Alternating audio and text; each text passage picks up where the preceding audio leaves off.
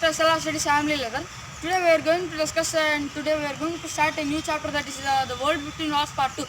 In the previous session we have completed the World Between Wars Part 1. In this session we are going to start the next chapter, our following chapter, that is World Between Wars Part 2 from 1900 to 1950, starting from the first topic. The first topic is the Russian Revolution, and Russia consists of Russia is the third largest country in the population after the China and India.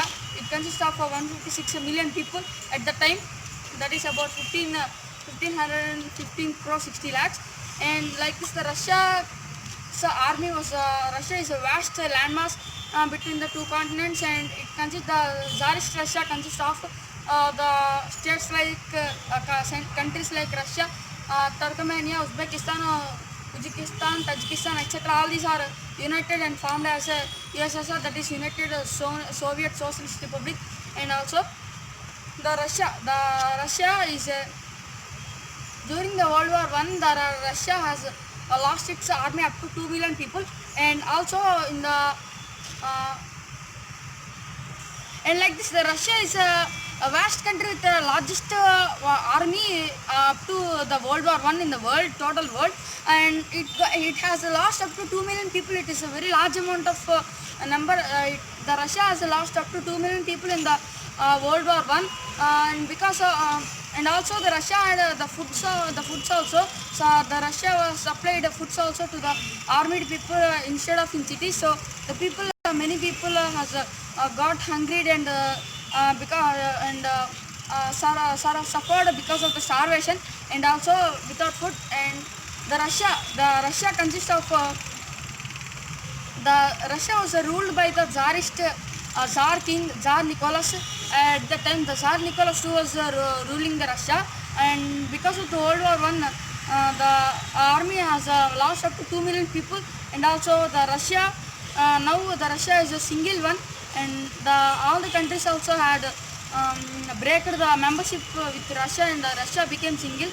And also, and because of the World War, the food has to be supplied to the people, the army instead of people. So people are getting hungry. And on March 8th, 1917, 10,000 women has started a protest against the Russian government and demanding for a peace and breed.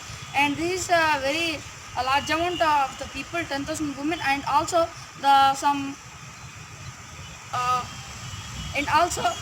many people, many students has joined the protest, and also many council members are also joined the protest. And like this, the protest became very mass amount against the Russian Empire and Russian king. And because of this protest, this that much of amount that the Tsar Nicholas II abdicated the throne. And like this, the Russia has massive revolution was took place in Russia on March 8th, 1917, and this is called as a March Revolution. And there is also second part of this revolution. This is called as a October Revolution, which was occurred later. And there is also,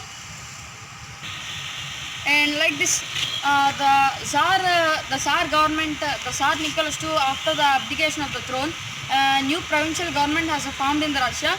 And the new provincial government, which was formed after the Russia decided to continue the war. And also because of this, many people don't want to continue the war. So the many peasant has turned against the war. And also they had formed made themselves as a special council members called as the Soviets. And like this, the Soviets and also the council members and also the peasants and the ladies and the women, and all these have mixed together and formed a giant supermassive group to demonstrate against the provincial government to stop the continuation of the war. And like this, the Tsar Nicholas II has abdicated the throne. After the abdication, the new provincial government was formed, was do not liked by the people, and all the people want to get rid of this new provincial government which was formed. And so there is another leader, and there is another political party called as the Bolsheviks party. It was ruled by the Lenin and Vladimir Lenin. and also the Vladimir Putin, who is a present president of the, Russia, is also a relative of the Vladimir Lenin. And like this, the Vladimir Lenin and his Bolshevik party was selected by the Soviet, which were a council of the members, and also all these group formed and joined with the Bolshevik party, and this Bolshevik party also and make the formed the armies and fought to fight against the government.